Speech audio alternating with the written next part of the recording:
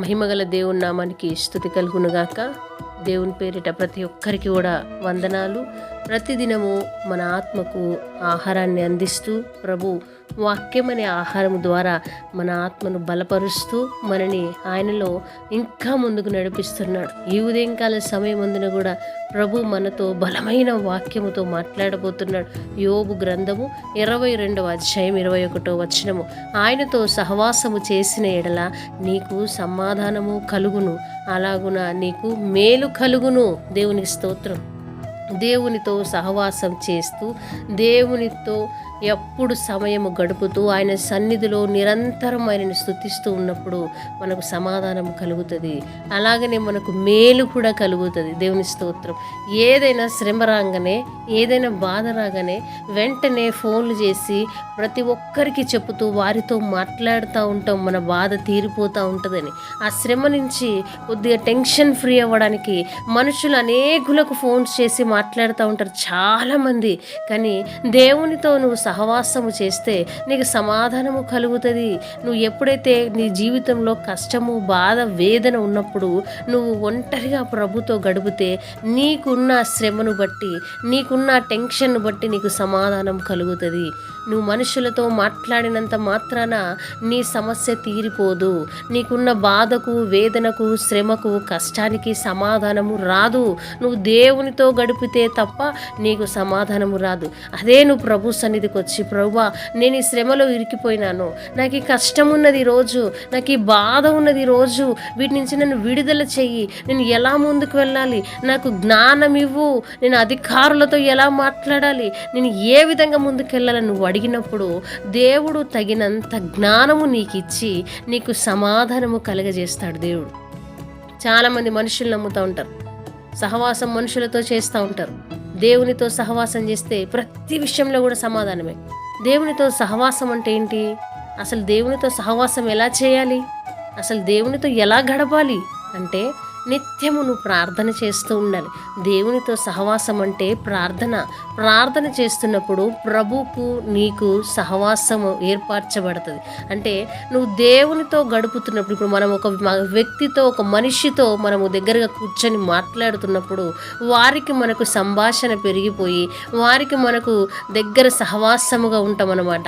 అందుకే దేవునితో గడుపుతున్నప్పుడు కూడా, అంటే మనం దేవునితో సహవాసం చేయాలి. అంటే దేవునికి దగ్గరగా ఉంటూ ఆయన సన్నిధిలో దగ్గరికి వెళ్ళి ఆయనతోని మాట్లాడుతూ, ప్రభువా నేను నీ కోసం వచ్చి కూర్చొని ఉన్నాను, ఈరోజు నీతో మాట్లాడాలని ఆశ ఉంది, నీతో నేను సహవాసం చేయుటకు సిద్ధముగా ఉన్నాను ప్రభువా, నా శ్రమల నుంచి, నా బంధకముల నుంచి నన్ను విడిపించగల శక్తి నీకే ఉన్నది దేవా అని దేవునితో మాటలతో మాట్లాడుతూ నీ నోటిలో నుంచి వస్తున్న ప్రతి మాట బాధతో, వేదనతో పలుకుతున్నప్పుడు ఆయన నీ దగ్గరికి వచ్చి నీతో సహవాసం చేయుటకు దేవుడు రెడీగా ఉంటాడు.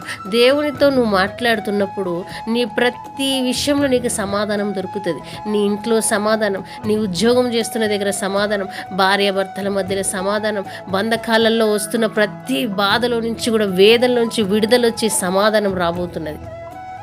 చాలామంది ఎవరితో సహవాసం చేస్తున్నారంటే ఫోన్లతో సహవాసం ఎక్కువైపోయింది, ల్యాప్టాప్లతో సహవాసం ఎక్కువైపోయింది, ఎక్కువ మనుషులతో సహవాసం ఎక్కువైపోయింది, చాలామంది లోకముతో సహవాసం ఎక్కువైపోయింది.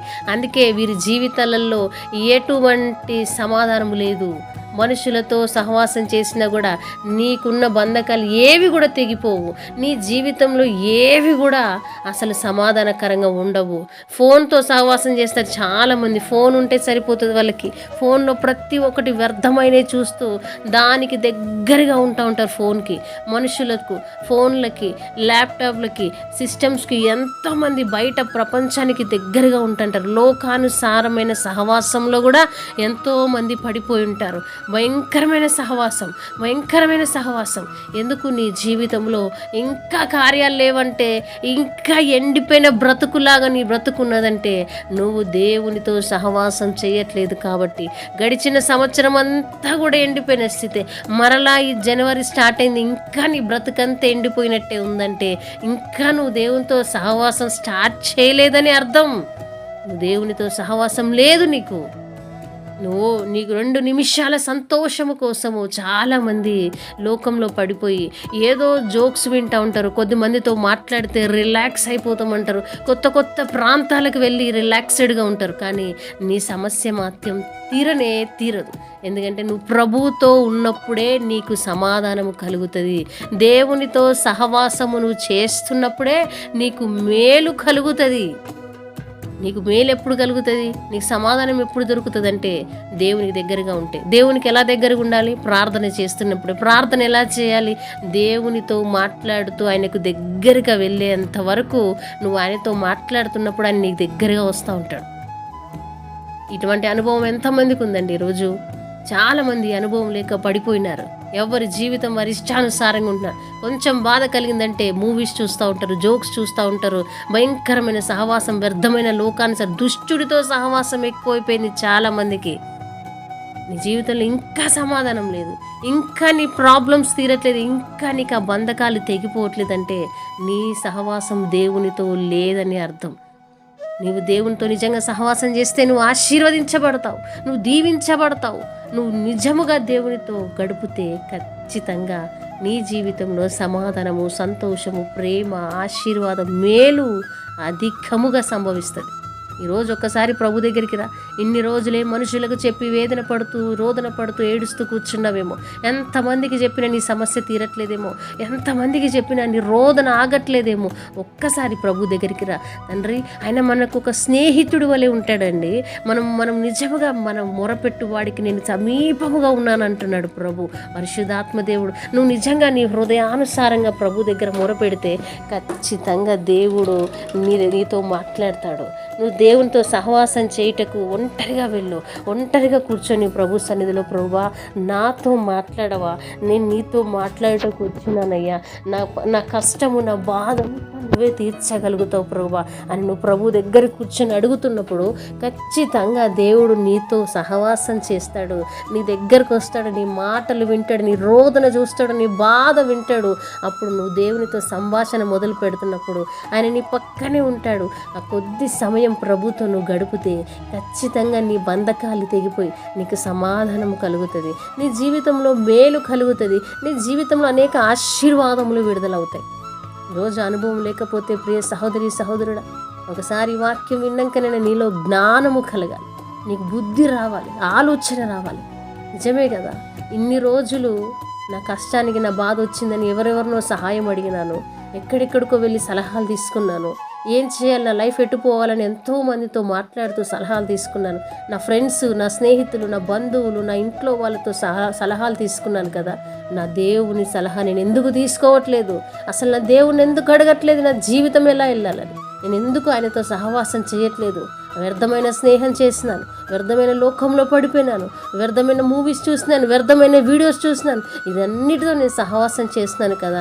నిజమైన దేవునితో, జీవము కలిగి ఉన్న దేవునితో నేను ఎందుకు సహవాసము చేయలేకపోతున్నానని ఒకసారి ఈ వాక్యము ద్వారా నేను టెస్ట్ చేసుకో. ఖచ్చితంగా ఈరోజు ఈ వాక్యం వింటుండగానే నీ హృదయంలో ఒక బాధ కలగాలి. నిజమే ప్రభువా, నేను నీతో సహవాసం చేస్తాను, నిజమే నా బంధకాలన్నీ తెగిపోవాలంటే దానికి పరిష్కారం నీవే. నా పరిస్థితుల నుంచి, నా బాధల నుంచి, వేదనల నుంచి నేను బయటపడాలంటే దానికి పరిష్కారం నీవే. నీతో సహవాసం చేస్తే తప్ప నాకెందులో సమాధానం రాదయ్యా. నీతో సహవాసం చేస్తేనే, నేను చేస్తూ ముందుకు వెళ్తేనే అన్నిట్లలో సమాధానం వచ్చి నేను మేలు పొందుకుంటానయ్యా అన్ను ప్రభు సన్నిధికి వస్తే ప్రభు మనందరికీ ఆశీర్వదించి అందరికీ మేలు చేయునుగాక. ఆమేన్. తండ్రి, నీకు స్తోత్రం చెల్లిస్తున్నామయ్యా. నీ బిడ్డలందరూ, ఎంతమంది బిడ్డలు ఈ వాక్యము వింటున్నారో వారి హృదయాలలో ఒక్కసారి మీరు మాట్లాడండి అయ్యా. ఈ వాక్యం వింటుండగానే నా దేవునితో నేను ఈ రోజు నుంచి సహవాసం చేస్తానని తీర్మానం తీసుకోవాలి ప్రభువా. ఈ బిడ్డలలో ఒక ఉన్నత స్థితిలో వారిని ముందుకు నడిపించండి. వారు తెలిసి తెలియక చేసిన పొరపాట్లను క్షమించండి అయ్యా. వారి జీవితంలో జరగవలసిన కార్యాలను జరిగించండి అయ్యా. యేసయ్యా, నీ నామములో బిడ్డల్ని భద్రపరిచి బలపరచమని యేసు నామములో అడుగుచున్నాము తండ్రి. ఆమేన్.